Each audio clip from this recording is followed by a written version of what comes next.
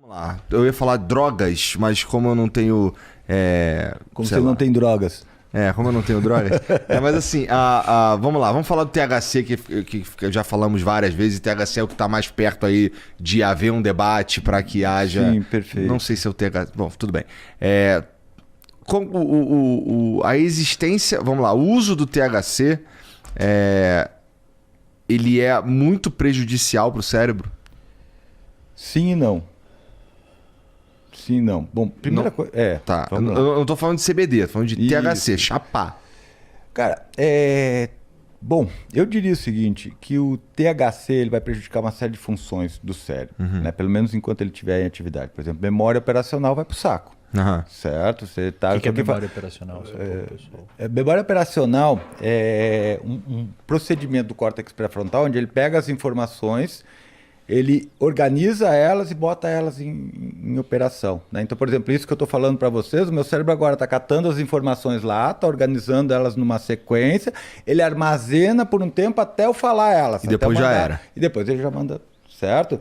Então, um déficit de memória operacional é aquela coisa, você vai na cozinha buscar alguma coisa, você chega lá, o que eu vim buscar aqui? Ou você tem que fazer uma conta de cabeça, daí você tem dificuldade de fazer a conta de cabeça, certo? Ou, por exemplo, eu estou aqui falando contigo, o que eu estava Perde a falando linha de mesmo? raciocínio. Certo? O THC faria isso, né?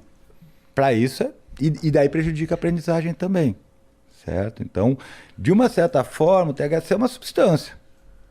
Certo? Se você usar ele com frequência o dia inteiro, você vai ter sérios déficits cognitivos, né? Esses déficits vão impactar no teu dia a dia, né? Fica mais burro na prática. Você vai ficar um TDAH na prática, um TDAH forte. Um TDAH induzido pelo THC. Pelo THC, exatamente, né? Mas vamos lá, um cara que fuma 3 baseado por dia ao longo de 5 anos, aí ele para. Aí a gente vai analisar esse cara. Ficam sequelas? Se ele começou a fumar antes dos 18 anos, sim. Uma coisa importante Interessante. para toda droga tem grupo de risco. Álcool, perfeito. Cara, cocaína, eu não tô anfetamina. dizendo que açúcar é droga, tá? Mas o açúcar tem grupo de risco. Se você é diabético, você não pode. Leite tem grupo de risco. Se você é intolerante à lactose, você não pode usar. Em todas as... Álcool tem grupo de risco, mas em qualquer fase da vida que você usar álcool, maconha ou qualquer droga, você vai ter déficit. Não é inócuo, não vai passar pelo seu organismo e sair Batidão, sem nada. Vai afetar o teu sistema nervoso Se você central. tomar Menor antidepressivo, dose. se você tomar antidepressivo, também tem efeito colateral. Outros medicamentos têm efeito colateral, o fígado sobrecarrega, etc. A cannabis, a gente sabe hoje que adolescentes, que é estranho porque é em grande maioria quem mais usa, não pode, cara. Adolescente não pode, porque o cérebro é muito... Lembra da plasticidade? O cérebro é muito mais na adolescência. O cérebro deixa de ser muito plástico por volta dos 25 anos. Wesley, deixa eu só chamar atenção para uma coisa. O cérebro é muito plástico na adolescência, mas o córtex pré-frontal é mais plástico na adolescência. Na adolescência é onde a gente está tendo um hiperdesenvolvimento do córtex pré-frontal. E daí você imagina que você coloca ali uma droga que, de certa forma, altera o funcionamento disso. O córtex pré-frontal é a última área do seu cérebro a se desenvolver. Ela termina de amadurecer por volta dos 25 anos de idade em média. Então, por isso que adolescente é mais impulsivo. Adolescente tem uma menor capacidade empática em média. Tem menos capacidade de se colocar no lugar do outro. Isso tem bons estudos mostrando. Uns desenhos experimentais bem legais.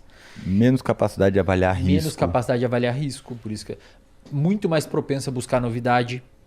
Mas aí o que pode ser novidade? Pode ser morar numa outra cidade para fazer uma faculdade, ou pode ser usar droga. Pegar o carro escondido e sair dirigir um carro escondido, etc.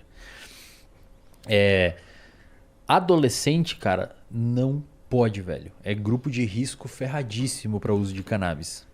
Basicamente, eu vou transformar o meu cérebro de uma forma que não era para ele ter Você tá sido para aquele marretando uma lado. área mole.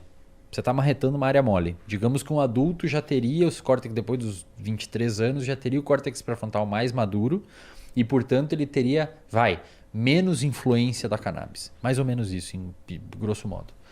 Grávida, velho. Já tem estudos mostrando que não é legal. Grávida usar cannabis. Mas porque afeta o bebê? Pode afetar os metabólicos. Assim como o álcool também não pode. Nasce Bob Marley. Então, assim, tem pessoas que têm transtorno psiquiátrico ou um parente com transtorno psiquiátrico, principalmente que envolva Quem tem psicose. Casos de esquizofrenia na família, bipolar, transtorno bipolar. Transtorno pânico. Você pode abrir o quadro. Às vezes está latente, aí você começa a usar a substância e abre o quadro. Às vezes uma única vez. Cara, eu já peguei muito paciente com transtorno de pânico. Isso. Fumou um baseado, teve uma crise de pânico, velho. Transtorno de pânico. Tem uma bizarro, das coisas que cara. mais ativa transtorno de pânico é maconha. Cara, é bizarro assim, velho. Também tem vários pacientes que E tiveram. aí depois o paciente fica agorafóbico. Isso. Ele fica com ansiedade social ou com medo de sair em lugares abertos, porque como ele teve a crise de pânico e foi um momento que ele acha que vai morrer, é muito externalizante. O cara tá no shopping ou tá com os amigos, ele acha que vai morrer, cara. O coração pá. Ele acha que alguma coisa vai acontecer, ele vai morrer. Aí ele fica meio que traumatizado com aquilo ali e começa a ter medo de ir em lugares. Tipo, eu não vou lá comer no shopping porque vai que eu tenha isso lá no meio da praça de alimentação e passe vergonha. É só não fumar um baseado nesse processo, né? Mas ele fica com medo, né, velho? A gata escaldada tem medo de água Cara, quente. deixa eu falar um Curioso negócio. isso, cara. Por que será que acontece isso? O quê? O pânico na maconha. Cara, eu não tenho certeza disso, mas uma vez numa aula com o Takahashi, você chegou a ter aula com o Takahashi? Conheço o Takahashi. O Takahashi ele foi Tive meu aula professor com ele, de mas psicofarmacologia. E ele falou para mim que é dose dependente. Que se a dose for muito alta, ela pode aumentar a ansiedade. Saquei. É a única informação que eu tenho. Saquei. Mas eu sei de pessoas que são usuários de maconha e ficam de boa, e de repente tem uma crise de ansiedade, daí não param de usar, depois voltam a usar e ficam de boa de novo. Mas, cara, eu vou te falar, é impressionante a quantidade de pessoas que têm ataque de pânico usando maconha e você vai ver no comentário depois, você vai ver quanto de gente que vai falar disso. Que vai falar disso. Mas existe um cenário em que ela existe a possibilidade, no entanto, dela ser só não ter nenhum efeito perene. Não, efeito vai ter, cara. Aí vai do que você tá usando com o risco que você aceita usar. Tipo álcool. Álcool tem risco pra caralho. Eu diria o seguinte, é difícil de você avaliar isso. Hoje a gente não tem evidências de que depois de descontinuado o uso, o paciente vai... Antes de continuar com o vídeo, se liga nesse depoimento da Maria. E eu concluí o desafio 19 dias, perdi 4,5 kg, nem acreditei quando eu vi.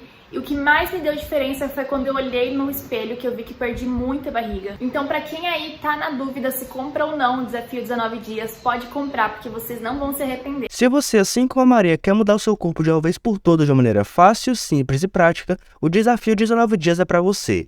Milhares de pessoas já fizeram o desafio e obteram os resultados. Então não fique de fora, porque além desse desafio estar com promoção limitada, ele ainda te dá 7 dias de garantia incondicional, beleza? Então se você não gostar, você pode pegar o seu dinheiro de volta. Clica no link que eu vou deixar aqui na descrição e comece a mudar o seu corpo agora mesmo. Ter complicações, digamos assim, que durem muito tempo. Mas isso pode ser o modelo experimental que a gente está usando, o modelo de pesquisa que a gente está usando para avaliar isso. O que eu diria para você, cara, é que qualquer substância que entre em contato com os neurônios, certo? Ela tem um potencial muito grande para mudar a forma como esses neurônios se relacionam entre si. Ou seja, as nossas conexões neurais. Uma coisa que a gente chama de engramas.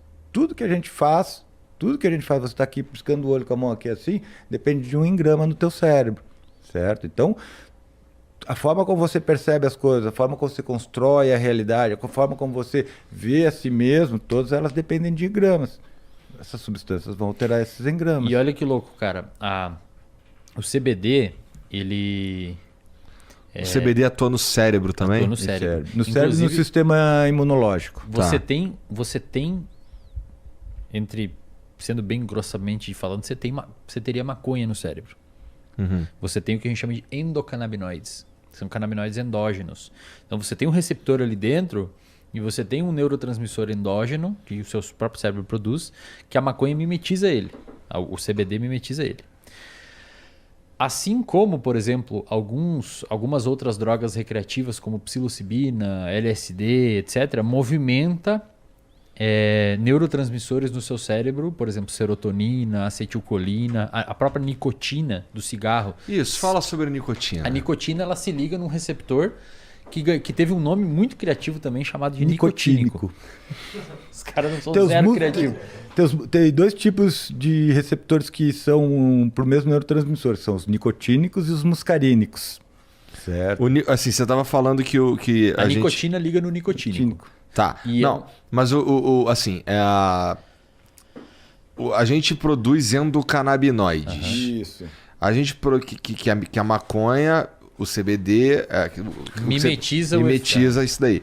A gente produz alguma coisa parecida com nicotina também ou isso é totalmente externo? Não, acetilcolina. Que seria um neurotransmissor que se liga no mesmo receptor que a nicotina se liga. Tá. A questão é assim, existem, por exemplo, morfina, o Venvance, um medicamento utilizado para tratar TDAH.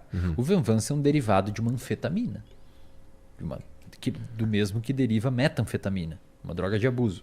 Então a galera tem que entender que qualquer medicamento que você utiliza é uma substância farmacológica que é mais no cérebro.